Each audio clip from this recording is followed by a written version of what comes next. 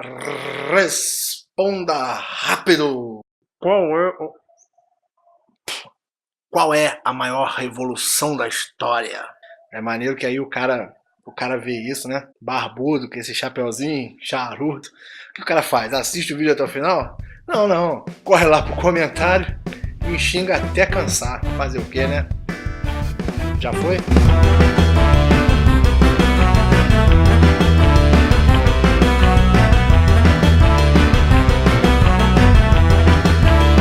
Fala, povo, tudo tranquilo com vocês? Espero que sim. Estamos aqui em mais um HZTV. Primeiro eu quero pedir desculpa pelo atraso no vídeo. Normalmente eu publico ele na quarta-feira de madrugada ainda. A gente tá atrasado. Sinceramente, ontem foi um dia meio triste, meio chato. Morreu uma pessoa que eu não tenho nada a ver com ela pessoalmente, não conheço pessoalmente, mas o Carlos Alberto Torres é um cara que me fez gostar de futebol. Assim como no dia que morreu o Mohamed Ali, eu fiquei meio ruim, meio pra baixo, tá? Ontem eu tava meio assim também. Até fiquei em dúvida se eu ia gravar algum vídeo essa semana. Mas não, vamos bater um papo aqui esperto. Eu acho que vocês estão se perguntando qual é a maior revolução da história. Eu fiz uma brincadeira no começo do vídeo. Se você está achando, por acaso, que é a Revolução Russa, a Revolução Cubana ou qualquer revolução socialista do século XX, você está redondamente enganado. Se você também pensa que foi por acaso a Revolução Francesa, continua enganado pra caramba. Se você acha que foi a Revolução Gloriosa que aconteceu na Inglaterra, continua errado. A principal revolução da história foi a Revolução Neolítica, também chamada de Revolução Agrícola, que aconteceu mais ou menos ali entre 10.000 a.C. até 6.000 a.C.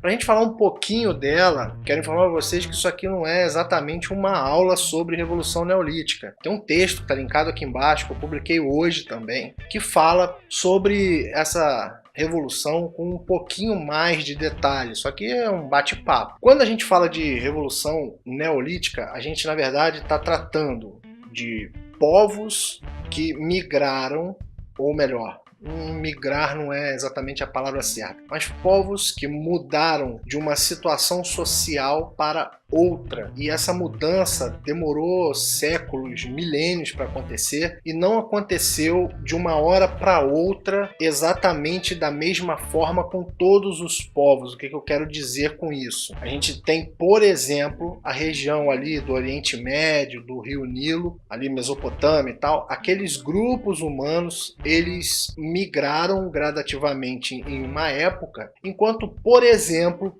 os grupos que existiam aqui nas Américas ainda estavam neste processo quando os europeus chegaram aqui em 1400 e pouco, 1500. Então, tudo depende do local que você está olhando. Então, quando a gente fala de Revolução Neolítica, a gente está falando, na verdade, quando o homem deixa o Paleolítico e passa ao período que a gente costuma chamar de Neolítico. Isso é apenas uma datação para a gente poder identificar mais ou menos em qual período evolutivo aquele povo está. E quando a gente fala dessa meiuca de tempo, dessa transição, a gente costuma chamar esse período de Mesolítico. Então a gente tem Paleolítico, ou melhor, é melhor falar daqui que vocês...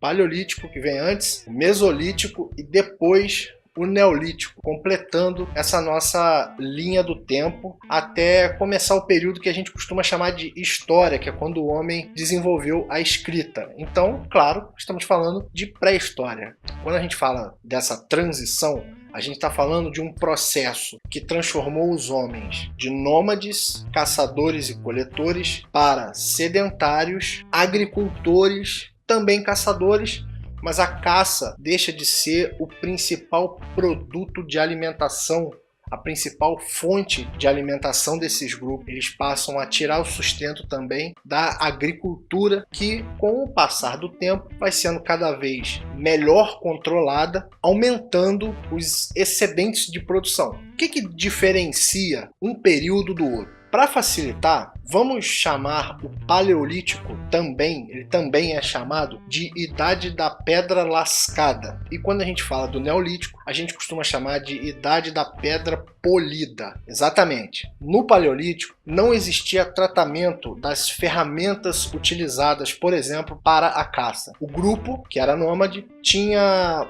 a intenção de caçar, por exemplo, uma manada de gnus ou uma manada de cervos, enfim, para ver se eles conseguiam pegar pelo menos um animal. O que eles faziam? Eles usavam pedras que não tinham qualquer trabalho, então às vezes bastava caber na mão para poder arremessar no animal, e galhos que muitas das vezes no retirar da árvore ficava com uma ponta, então não havia um trabalho naquele galho. Quando a gente migra para esse período neolítico, o homem ele começa gradativamente a trabalhar a pedra, a deixar ela polida. Como é que ele fazia isso? Ele pegava uma pedra mais dura e tudo, gente, é observação, tentativa e erro. Deu errado? Observa o colega fazendo. Deu errado? Tenta de novo, até dar certo. Então eles começam a polir as pedras, a trabalhar a madeira para poder fazer uma ponta mais certinha, procuram os galhos melhores. Com o tempo eles começam a unir essa pedra pontuda com o galho para fazer machadinhas, fazer uns instrumentos que são mais fáceis de você trabalhar, de você tentar acertar um animal. Com o tempo eles passam a pegar essas ferramentas que são criadas e passam a trabalhar a terra nas plantações. A parte da plantação ela tem uma particularidade muito interessante. Novamente, na observação, tentativa e erro. O cara está comendo uma fruta, essa fruta caía no chão, ele com o tempo, sei lá, chovia, o pessoal pisava em cima, do nada, aquela fruta começava, aquela semente começava a soltar uma plantinha. O cara, olhando aquilo ali, falou: poxa, será que se eu botar isso numa terra, vai nascer? E se nascer, vai dar novas frutas, vai dar novas plantas, novas folhas com que eu me alimento? E a partir dali, ele começou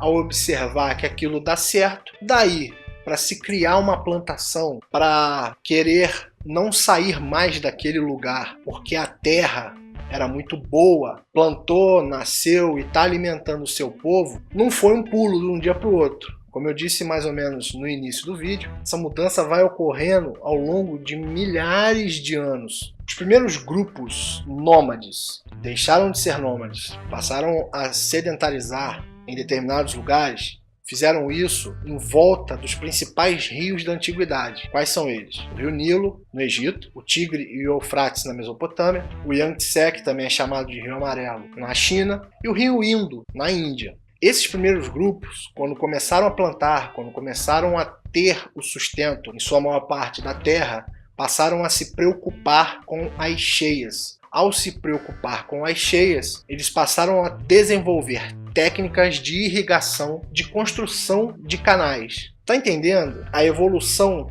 da coisa? O cara, ao longo de alguns milhares de anos, ele deixa de ser um indivíduo nômade, que não tinha um local fixo, passa a plantar e depois melhorar essa plantação, esse resultado da plantação, ele passa a ter que construir coisas para controlar a vazão das águas. Repito, é um processo que demorou milênios, não foi de um dia para o outro. Por isso que essa revolução é a maior revolução da história e eu consideraria também a mais importante, porque ela mudou completamente o patamar do ser humano no planeta Terra. E se você estava achando que era francesa, se você estava achando que era cubana, veja bem, eu vou linkar aqui embaixo também, como eu falei que está linkado esse texto sobre Revolução Neolítica, está linkado aqui também as duas revistas que nós publicamos, revistas digitais, ou seja, você pode imprimir se você quiser, se você só quiser ler no seu celular ou no seu tablet, fique à vontade. Uma, a gente falou sobre Revolução Cubana e a outra,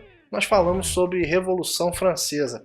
Espero que vocês gostem, espero que vocês tenham gostado desse vídeo, espero que vocês gostem também das revistas. Dá uma passada no texto sobre a Revolução Neolítica, está explicando bem melhor isso tudo que eu falei aqui. E é isso, galera. Até semana que vem. Sexta-feira tá ficando difícil de gravar vídeo, mas vamos ver se mais pra frente a gente grava alguma coisa mais rapidinho assim, para passar para vocês. E se não rola na sexta, até quarta-feira que vem. Muito obrigado mais uma vez. Gostou? Dá like no vídeo, compartilha, mostra pros amigos. E é isso, galera. Valeu!